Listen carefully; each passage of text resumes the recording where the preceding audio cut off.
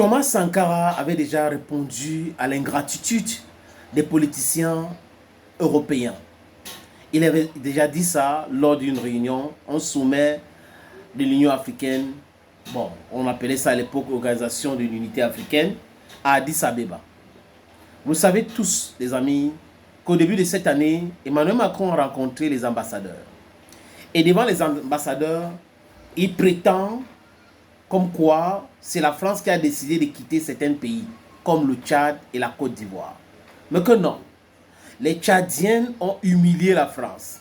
Les Tchadiens ont chassé la France, du moins l'armée française.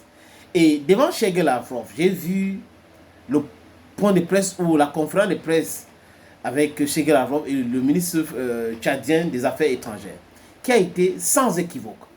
On ne reçoit de l'ordre à personne. On est amis avec tout le monde. On travaille avec qui on veut. Ce genre de discours, ce n'était pas possible hier. Mais aujourd'hui, ça démontre que les Africains se libèrent. On n'est pas des esclaves de la France. On refuse du moins de toujours rester les esclaves de la France. Donc la parole se libère aujourd'hui. Les amis, Macron, devant les ambassadeurs, a humilié Alassane Ouattara sans toutefois le nommer. C'est nous qui avons décidé.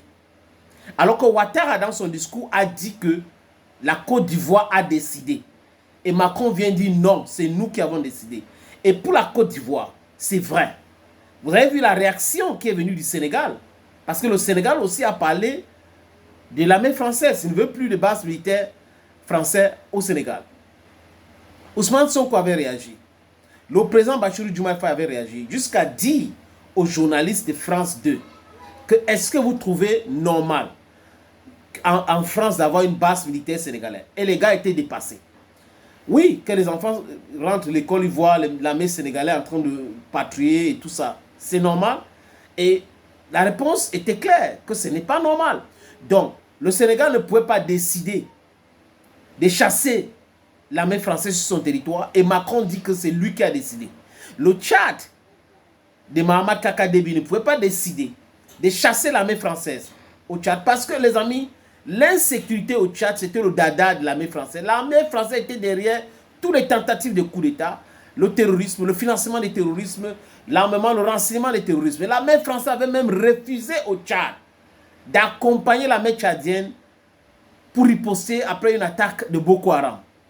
Je crois que c'est là où Mohamed Kaka Déby avait compris ce qu'on disait ici. Que les pays qui ont encore les bases étrangers dans leur pays sont en train de déstabiliser leur pays ou servir de pôle de déstabilisation des autres pays africains. Comme la Côte d'Ivoire à l'Assemblée Ouattara, qui accueille Africom, le général anglais, qui allait au Sénat américain parler de détournement au Burkina Faso. Lors de Burkina Faso est détourné. Comme si c'était son problème. Et après, vous avez vu le complot contre Ibrahim Traoré, l'assassinat, le coup d'État. Donc, vous voyez les gens qui se misent dans tout, qui disent tout et du n'importe quoi. Et généralement, ces gens-là envoient les Noirs comme le général Michael Langley. Et c'est un Noir, Alassane Ouattara, qui est au centre, qui fait tout cela. Et la monnaie, c'est quoi? France CFA qui est imprimée à Chamalier. Donc, on peut imprimer pour créer l'inflation. Ils peuvent envoyer 25 millions, 30 millions aux gens. Ils impriment simplement. Ils mettent dans des sacs. Et ils vous envoient cet argent.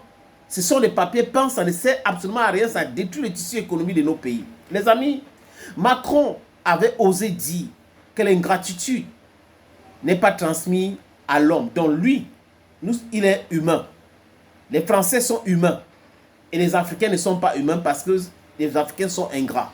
Mais entre les pays africains et la France, qui sont ceux qui sont vraiment ingrats, si vous consultez l'histoire, Ibrahim Traoré avait répondu de façon brillantissime à Emmanuel Macron. Mais les amis, on s'est rendu compte que même avant cette réponse d'Ibrahim Traoré, un autre révolutionnaire, un autre enfant d'Afrique avait d'abord répondu à Emmanuel Macron. Macron doit être un politicien stupide, un politicien qui ne connaît pas l'histoire de son propre pays. Il faut que nous, en tant qu'Africains, on lui rappelle l'histoire de son pays. Je crois qu'on a oublié de nous dire merci. C'est pas grave, ça viendra avec le temps. L'ingratitude, je suis bien placé pour le savoir, c'est une maladie non transmissible à l'homme. Et je le dis pour tous les gouvernants africains qui n'ont pas eu le courage vis-à-vis de leurs opinions publiques de le porter. Aucun d'entre eux ne serait aujourd'hui avec un pays souverain si l'armée française ne s'était pas déployée dans cette région. Il faut être stupide comme chef d'État pour faire des déclarations pareilles. Il avait fait. Et à son temps, on avait condamné cela dans un podcast, les amis. Mais on revient, parce que c'est très important. C'est aussi ça l'histoire. C'est aussi ça, rappeler aux Africains. Voilà ce qu'ils sont en train de faire. Voilà ce qu'ils ont déjà dit. Voilà la façon à laquelle ils nous regardent. Est-ce que vous acceptez cela? Je pense que aucun Africain digne de ce nom ne peut accepter cela. Je répète, aucun Africain digne de ce nom ne peut accepter de se faire humilier de façon répétée par des voleurs, par des voyous. Parce que le voyoutisme politique est pratiqué en Afrique grâce à la France. Et la France pratique aussi sur les chefs d'État. La France conseille les chefs d'État, la France pille l'Afrique, la France impose la double imposition. Donc, les sociétés engrangent des bénéfices en Afrique, ne payent pas les impôts ici, ils ne peuvent pas payer les impôts en France. Et on dit que c'est un deal. Qui est bête à ce niveau-là pour accepter des choses comme ça en 2025? Thomas Isidore Noël Sankara avait déjà répondu, comme je disais à l'entame de mes propos, lors d'un sommet de l'UEA à Addis Abeba. Il avait dit que nous, on a déjà beaucoup fait. Le sang qu'on a versé, la France et les Européens ne peuvent pas nous payer. C'est grâce à nous que la France n'est pas le Parlement aujourd'hui. Et nous demandons aujourd'hui même, les amis, réparation. Nous demandons à la France et l'Europe de payer 50 trillions de dollars ou d'euros. Parce que l'Afrique a été spoliée. L'Afrique a été malmenée. L'Afrique a été esclavagisée, colonisée. Ils pratiquent le néocolonialisme. Et ils nous imposent aujourd'hui tout avec cette nébuleuse qu'on appelle impérialiste. Les amis, Sankara. Et les autres nous doivent ce que les plus grandes richesses ne pourront jamais payer, c'est-à-dire la dette de sang. C'est notre sang qui a été versé. On parle du plan Marshall qui a refait l'Europe économique, mais on ne parle jamais du plan africain